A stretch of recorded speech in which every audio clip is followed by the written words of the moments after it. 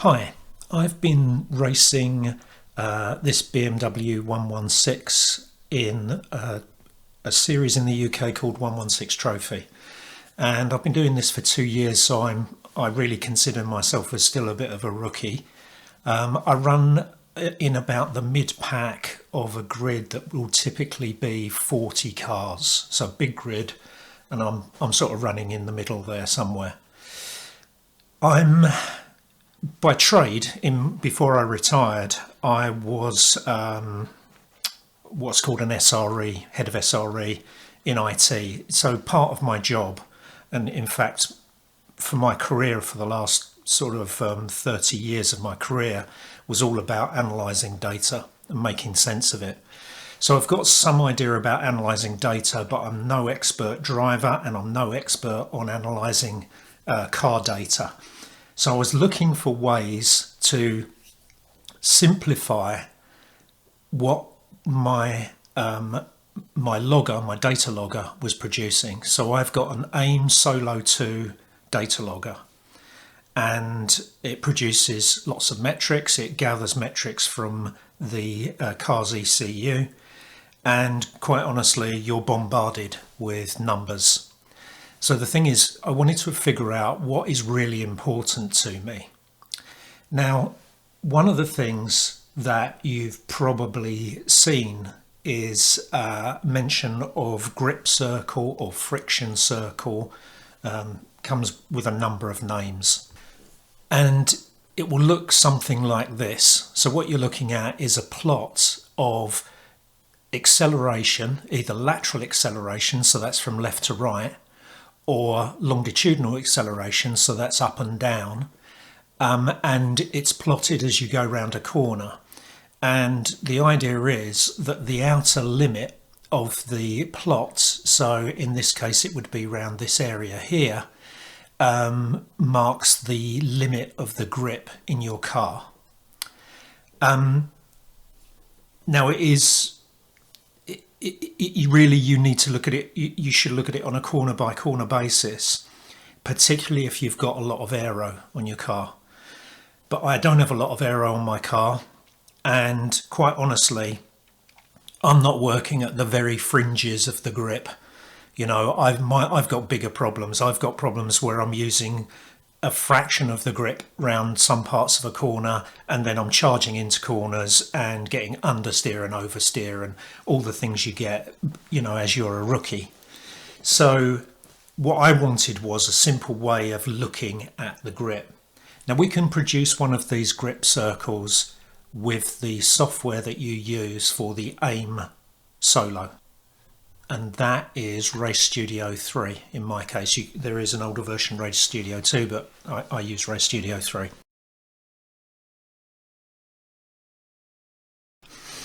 Now I know there'll be people who run V-Boxes and other systems, and I'm pretty certain there'll be the same sort of thing for those systems. So I'm just going to show you what I know, and that's Race Studio 3. So let's pick a session. This was a practice session at Snetterton, and what I've done is I've reset my Race Studio 3 setup back to the default. So this is the very minimum that you would get if you were using Race Studio 3 out of the box. The first thing I'm going to do is I'm not that bothered about this lap by lap thing at the bottom, so I'm going to remove that panel. And at the moment I don't care about position on the track, so I'm going to remove that as well. I have in the past added names to the corners. This one's not showing because there's not enough space. If I double click on it, you see it says Palmer. So I've added names to the corners. That's something you can do. And I'm sure there are loads of videos that show you how to do that, particularly those ones from James Colburn or someone like that will show you how to do that. For those of you who aren't familiar with Race Studio 3, basically green means straight, blue means right turn, and red means left turn. That's the very simple way that the track is segmented. Okay, so we've got lots of lovely data here, but we don't at the moment have the the grip diagram. So the way that we can produce that is we produce a scatter plot. It's done a default because I had a couple of default metrics here. But what we'll do is we'll do away with one of those metrics temporarily, and we're going to add in the accelerometer metrics. So my car has the AIM unit which produces these ones: GPS lat acceleration, GPS lon acceleration, and then the car itself has an accelerometer for the what's called dynamic stability control in BMW terms. So, you know, something that measures if you're sliding and things like that. So it has its own accelerometer. I'm going to use the AIM ones because if you're using an AIM system, then you must have those. The other thing to notice is that bizarrely the BMW one is the inverse of the GPS one on the AIM box, but we don't need to worry too much about that. So what we're going to do is we're going to choose longitudinal because that gives us the y-axis value. I'm now going to dump the GPS speed one because I don't want that. Now you can see that the x-axis is showing GPS speed, so we need to change that. So you can right click, choose channel for X. I'm going to put in the filter to pick up the accelerometer values, and the one we want is lateral acceleration. Okay, so that is the plot, and you may have been familiar with this style of plot, but you can see, although it's very pretty, it's quite difficult to use. But what we can do, we can narrow it down to a corner. So let's narrow it down to Palmer. So I can double click, focus in on Palmer, and you can see that what it's showing us is I've got a bunch of accelerometer values. Actually, we can also, if we change settings and plot grid, and we change that to circular, now you see the more familiar grip thing. I'm going to do away with this down here because I don't want that, and I can pull this down a bit to make this circle look a bit more circular. So this is showing us what limit we're using. So we've got -1 latitude here, and then it goes down to, what is that, about -0.4 longitude at this point here. And as we move around through the corner, so if I wind this back and I step us through the corner, you can see how the cross is moving through the plot points and showing you just how much grip you're using at each point. Now, I've seen videos or seen documentaries about Formula One drivers who will have a sheet showing the limit in a corner drawn out in a hard line, and then it will show how the driver is driving to that limit, showing how close the plot points are to the limit. That's great if you're a professional driver and if you're really familiar with this stuff, and also if you can get the consistency. You can see my consistency through this corner is pretty poor because it's all over the place, you know, in terms of using grip limit. So for me, that's not much good. So what we need is we need something different. So what I'm going to do is I'm going to show you an alternative representation of this same information. Okay, so let's do away with this scatter plot. And I'm going to use this time distance display, but I'm going to customize it. So again, I'm going to remove this bottom panel.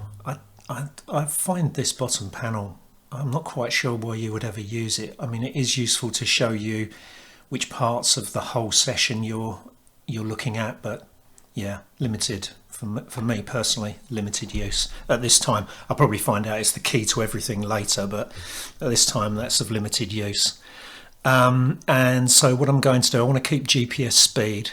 I don't want this RPM figure, it's the wrong metric anyway. This is the RPM metric for my car, RPM dupe 2. And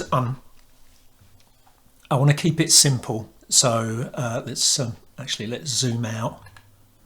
I don't think you get this as standard. I seem to have pre-programmed this in, but all you do here is let's take this away and then I'll add it back in.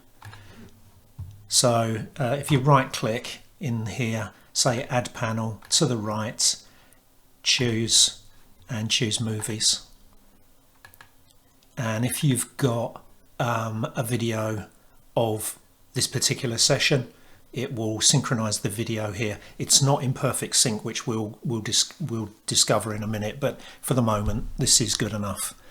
I'm going to change the thickness of the plot because it doesn't show that well. In fact, I don't really quite, that colour's not showing up that well, so let's go for red. There you go. Okay, so there's the speed. I want to add in a different metric, and it's called GPS G sum. Now, this is a standard metric that you get with the AIM system.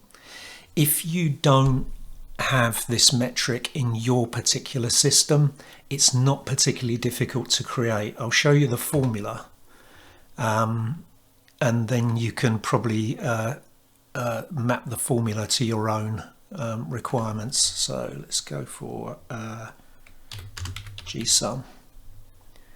Okay, so this is it. Basically what you do is it's a polar calculation of lateral along the x-axis and longitudinal along the y, and all you do is square the longitudinal, add that to the square of the latitudinal, and then establish the square root of those two. Just simple Pythag type calculation. So if you don't have this particular channel in your setup, you could quite easily recreate it. Okay, so now we've got this graph down the bottom. I'm still not sure that's going to show that well for you guys in the video, so let's make that a bit thicker. Actually, I'll see what I'm doing. I'm increasing the plot points and not the lines. That's what we want to do. That's better. That's better. Okay, so now this is now showing that calculation that I showed you. So it's a Pythag combination of lateral and longitudinal acceleration, and if you combine them together, that's basically what you were seeing in that grip circle diagram. So if we combine them together, we can get a single value, and we can see that value over a period of time. Now, what I've learned with my car, and this is going to depend on your car, so you may have to do some calibration of this, but what I've learned with my car is, as a very rough guide, if this GSUM value goes above 1.1 G, the car will start to slide, either at the front or at the back. Of course, the car is slipping all the time anyway. You're probably familiar with the fact that when you turn the wheels at the front, your path of travel doesn't perfectly match the way the wheels are pointing, because there is a slip angle involved. So you do get some slip, but this is what people seem to call sliding. So above 1.1, my car seems to start to slide. So what I can do, if I go into this metric, I can add this alarm thing called minimum and maximum. And what I'm going to do is I'm going to put in 1.1 as the maximum, and quite bizarrely I'm going to put in 7 as the minimum. Don't worry why, it's just a quirk to make it display the way I want it to display. And if I apply and exit that, now you can see these points are where I'm exceeding the grip limit of my car. Now I might want to Okay, so let's go and have a look at a particularly tight corner, which is this one here. It's called Montreal. I have a feeling it's got a new name. It's named after a driver now, isn't it? But I can't remember what it is. Anyway, it's turn 2 at Snetterton. You can see that I've exceeded the grip limit, but actually in this corner I'm trying to get some rotation into the car, and if you watch the video very carefully, I think you can just about see the car rotating, because I'm holding the steering wheel in one position, and yet the back of the car, you can see the back of the car is gradually coming round at a faster rate than it otherwise would. Okay, and then that's okay, that's what I wanted, but then here, this is I think this is understeer. So now I'm coming out too fast. I've got on the throttle too quickly. So let's see if we can add in the throttle position here. So that's called pedal position in my car. So this is an ECU metric, not a metric from the AIM system. So let's add that in. I think what's happened here is I've got on the throttle too quickly. In fact, looking at this, I've got on the throttle way too quickly, because really I should be accelerating off the end of this sausage curb that you can see on the right hand side. So I'm on there way too quickly, way too soon. I have managed to get the rotation that I wanted, but then I'm basically understeering out towards the edge of the track, and I do make my point where I want to cross, which is, I'm a bit too far to the left, so I'm trying to cross just where the track V's here. This goes off to another configuration of the circuit called Snetterton 200, and this is Snetterton 300 straight ahead, and what I'm trying to do is just clip that edge of that curb there, and I think I'm too far over because I've understeered out towards it. Sorry, that wasn't what I intended. I wanted to try and show you a bigger version of that. That's it. Okay, so that's that corner. Let's have a look at something. If we go back to an earlier corner. So what I want to do is go back to turn 1, which is called Riches, which is this one just here. And here, again, I've got some rotation in the car just here, and actually this is the rotation I wanted. I've just realised I did tell you this, but I've forgotten to take it into account. If you look here at the time, at the top of this, it says 10.7, 10.07, and you can see that the time here in the video is 9.82. So I'm 0.2 of a second, almost 0.3 of a second adrift here. And that does make a difference to what you're looking at in the video, so you have to sort of allow for that. I think if I come on a little bit further to that 10 point whatever value, I think you can see the car has started to rotate a bit. It's quite difficult to get this. You can see it in a more extreme case, but so I've got a bit of rotation in there, maybe got on the accelerator a little bit too soon. It hasn't done any harm, quite honestly. I'm getting on the accelerator quite fast. This is a double apex corner, basically, and you can see the second apex up here, and I'm already going flat out, going through the second apex. I do get some understeer out towards the edge of the track, but it's nothing, it's not bad. You can see I'm way within the, well, you got some parallax effect here. I am within the limit here. I'll probably run across the curb a bit, but yeah, I'm okay there. Now, some things you notice here, you can see from my steering, you see the way I steer away. That's why, and bearing in mind the delay between the data and the video, where I steer away, that's why the G level has dropped here, and that's because I got a bit of rotation here that I didn't expect, so I had to steer away, and that has caused the my use of grip to drop away a bit. And then I crank the steering wheel in again, and I've got a bit more, getting a bit more, there you go, just there. So there is this difference between the data and the video. I turn in a bit again to catch that second apex, and that has caused me to peak in my use of grip just here.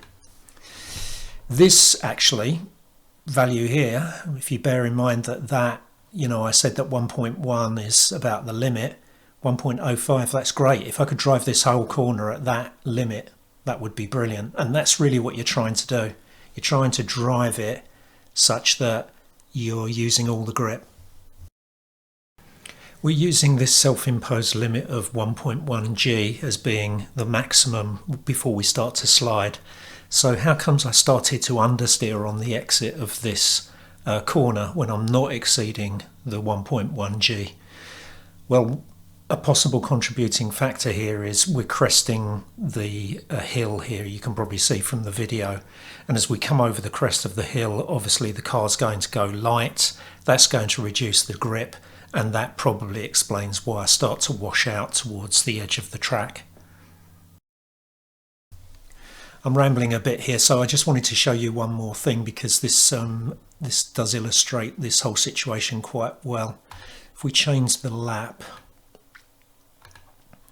and what I'm going to do, I'm going to zoom out, and I'm going to come in again to the, not that one, Palmer, that's the one I want, Palmer. Okay, this is quite an interesting one, and this shows this quite well. So you see here, I'm coming into Palmer, I'm coming in a bit too hot, I've exceeded the grip limit, and when you exceed the grip limit and the car starts to slide, it will drop. This value will drop the way it has. Okay, we're sliding here, and then I turn away. So you can see, if you look at the way the car's rotating, you can see I'm about to spin if I carry on like this. So if you look at my steering wheel now, I'm turning away. And unfortunately, then what that does is, as I turn back into the corner, I start to get understeer. So at this point I'm understeering. You can see the car, look at the way the car's traversing across the track. So I went from oversteer to understeer.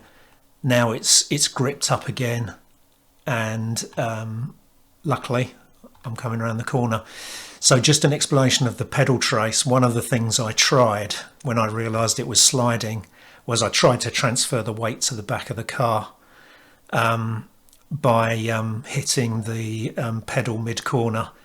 And I suppose you could argue that it has worked to an extent, in that it has straightened the car out, but then unfortunately I've got a bit of an understeer problem. But I'm getting back on the accelerator here, and I seem to have recovered. And for me, and I'm sure you're watching this thinking, God, 2:31, that's a pretty useless time, but for me 2:31.646 is not a disaster. You can see my best one here was 2:31.067. But so you can, the point I'm making here is you can quite easily see what's causing some of the problems here. And I suppose the thing we really want to do is we want to get more consistency. So we want to use more of the grip if we can. This is a particularly difficult one, but if we look at other corners, particularly when we looked at Rich's, let's have a look at Rich's on this lap. If we go back a bit, that's Montreal.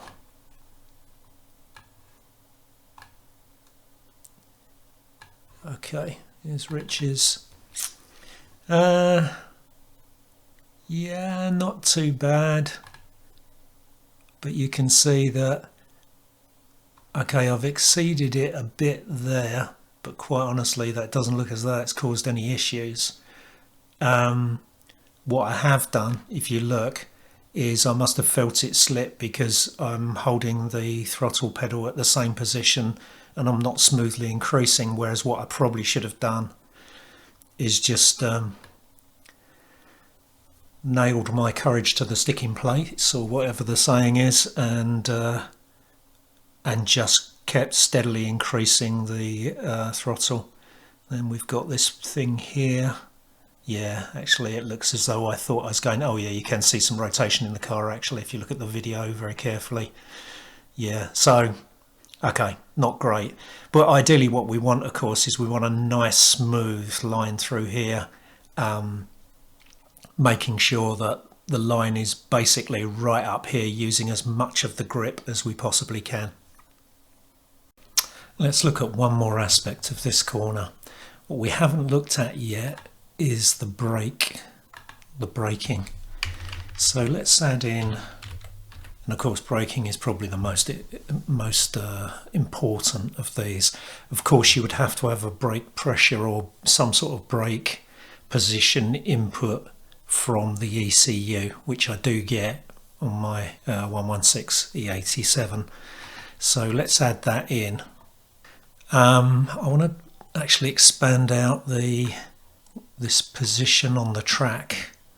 So this is the section of the track we're looking at where the set this up a bit. Yeah, so through here, around this, round the corner, you can see that I'm quite a long way in. You know, I'm into the sort of preamble to the corner, and I'm already starting to turn quite early on. Now, if we look at the brake trace, I've got quite heavy braking as I approach the corner. Then I come off, and you can see I'm not using the brakes all that well because I'm reintroducing more brake pressure again. Now, the thing I notice for myself here is I'm getting hard on the brakes coming in to this corner, but as I turn, so the turning starts there. If you look at the steering wheel angle, I'm coming across the track. I'm not using anywhere near the available grip, so my GPG sum value here is 0.67. What that says to me is I've probably braked too hard coming into this corner, and I could have carried more speed into the corner. And the other thing is, you can see that I've started to turn in, and then I've started to brake again, whereas I would have been better using less brake to start with and carried that brake continuously in a smooth line through here, rather than get on the brakes hard, start to come off, have to apply a bit more brake again. That's why this G value has gone up here, and then trail it away. So a more smoother, perhaps lighter braking would have been better through this corner, and I think most people who go through this corner really fast probably just, particularly in the power of car that we use, probably just brush the brakes just to get the weight over the front of the car, and I probably had more grip available to me before before I didn't really have to brake this hard. I guess the other thing to note here, and I'm trying to just looking for evidence here, so there is evidence in the, if you look at the video, this is evident in the metrics here in the graphs, but if you look in the video, notice I've got the brake and throttle on at the same time. This was one of the corners I was left foot braking into, so my coordination of my left foot braking's not quite right. Yeah, that actually I've probably come on the throttle a bit too soon, hence the reason why I end up getting a bit of rotation here, which I don't really need around this corner. All I need it to do is grip up and turn. I don't need it to actually, the back to come round. In fact, when you're doing like 127 kph, it's preferable not to have the back come round. And this is a car with, as I mentioned earlier, virtually no aero. I mean, there are no wings on the car or anything, and yeah, it's got no aero. So the grip you've got is basically mechanical grip coming from the tyres, and that's it. So I hope you found that useful. I'm conscious of the fact that when you've got one of these aim systems, it can absolutely bombard you with information, and it's useful to figure out what is it that you really should be looking at. And for me, for this particular aspect of my driving, for using as much of the grip around a corner as possible, I've found this is the best way for me to do it. Okay, catch you on the next one.